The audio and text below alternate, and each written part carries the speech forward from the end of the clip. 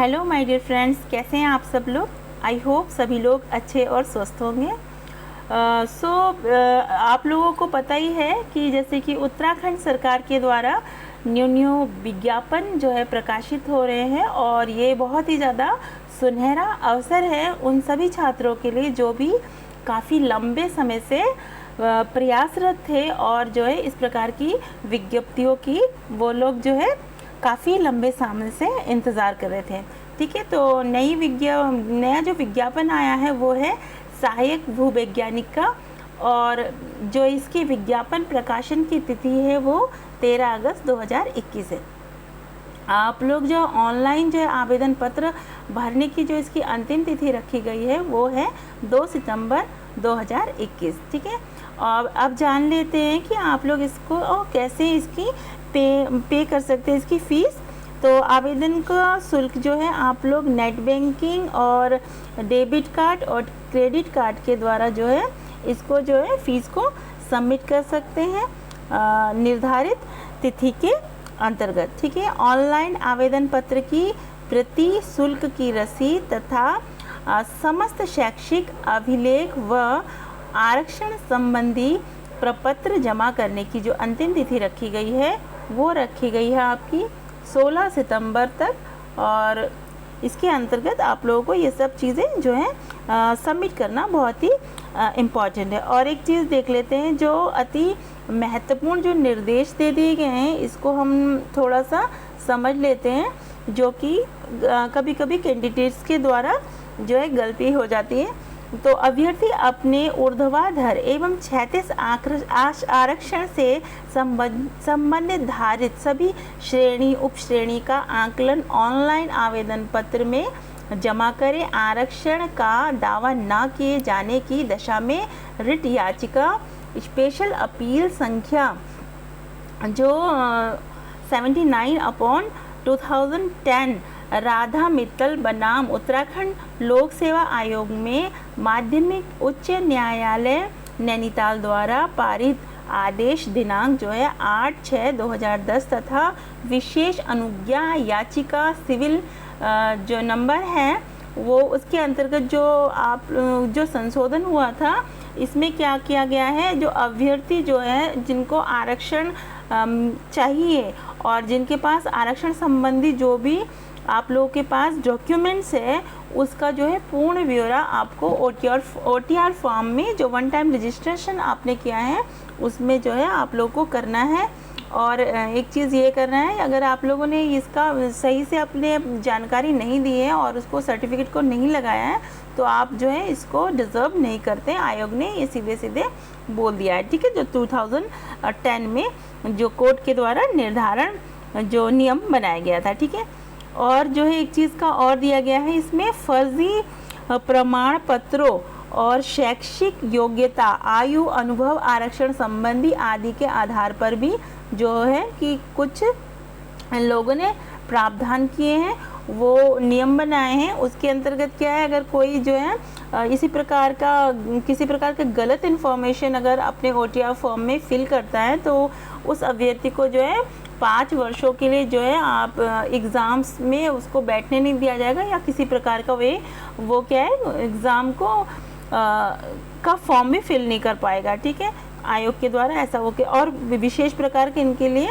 दंड का भी प्रावधान किया गया है, ऐसा इसमें लिखा है। ठीक है, अब आगे देख लीजिए कि जो ये रिक्तियां हैं, रिक्तियों का विवरण देख लेते हैं। इस रिक्तियों के विवरण में हमारा जो है विभाग है लोक निर्माण विभाग के अंतर्गत जो है पद का नाम जो है था सहायक भूवैज्ञानिक का पद था, और इसमें जनरल कैटेगरी और जो है SC ST और OBC कैटेगरी के लिए सीटों का विवरण देख लीजिए। जनरल के लिए 1 है और SC और OBC के लिए कोई भी सीटें यहाँ नहीं है। SC ST के लिए कोई सीटें नहीं है और OBC के लिए 1। इसका मतलब टोटल 2 सीटें प्रोवाइड कराई गई हैं। ठीक है, तो पदों की संख्या टोटल 2 हो गई है, और पद का स्वरूप क्या है, राजपत्रित स्थायी अंशदायी पेंशन समूह। ठीक है, अब वेतनमान देख लीजिए इसमें क्या रखा गया है, इसमें 56,100 से आप लोग क्या हो गया है, 1,77,500 जो है इसका लेबल रखा गया है। ठीक है, अब बात करते हैं शैक्षिक अहर्ता जो कि रखी गई है आयोग के द्वारा। सहायक भू वैज्ञानिक के पद पर सीधी भर्ती के लिए अभ्यर्थी ने विधि द्वारा स्थापित किसी विश्वविद्यालय से भूविज्ञान जिसमें व्यावहारिक भूविज्ञान सम्मिलित है में स्नातक उपाधि या सरकार द्वारा उसके समकक्ष मान्यता प्राप्त कोई उपाधि प्राप्त की हो। ठीक है, तो वो लोग जो है इस फॉर्म को फिल कर सकते हैं। और अधिमानी अहर्ता क्या रखी गई है देख लीजिए।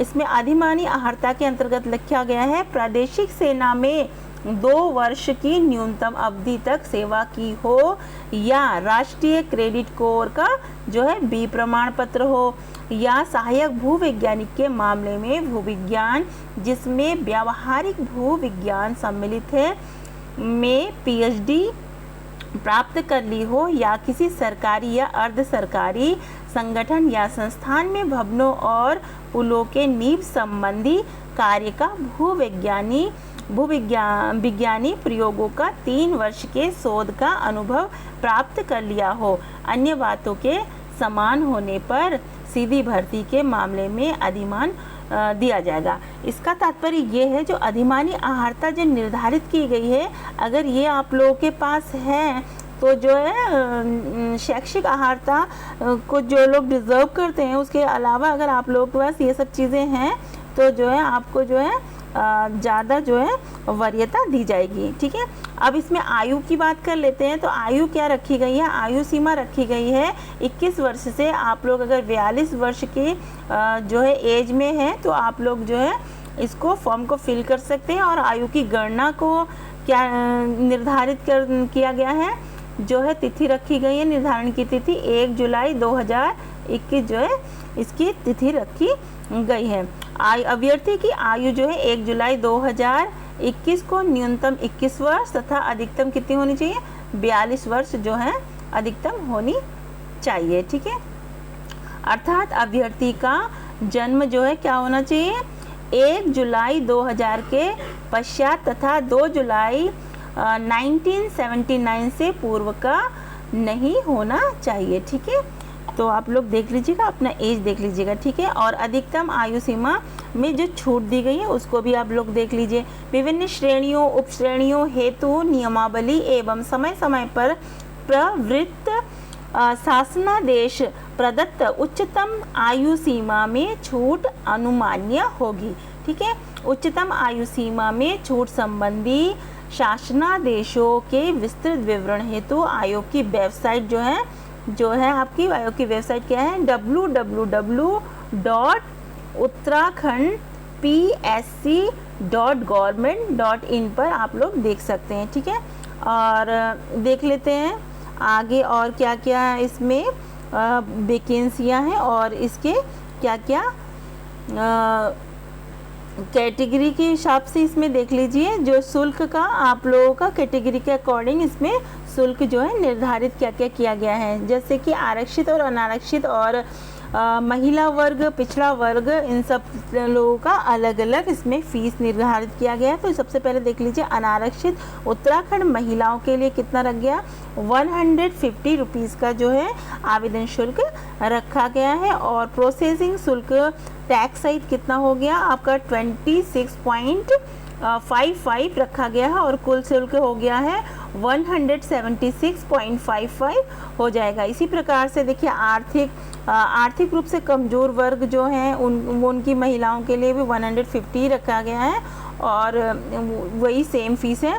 और उसके बाद देखिए अन्य पिछड़ा वर्ग के लिए भी 150 है और सेम ही है अमाउंट इसमें भी।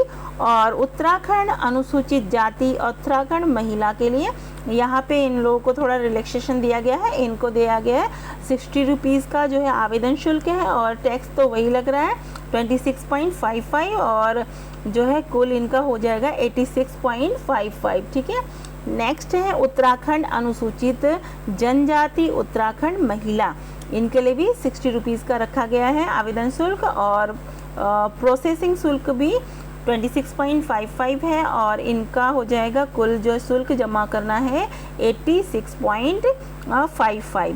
ठीक है, इसी प्रकार से आप लोग देख सकते हैं आप कौन सी कैटेगरी में आते हैं, उसके अकॉर्डिंग जो है आप लोगों का फीस जो है इसमें आयोग के द्वारा निर्धारित किया गया है। ठीक है, अब इसमें नोट देख लीजिए, नोट जो है पढ़ना बहुत ही इंपॉर्टेंट है।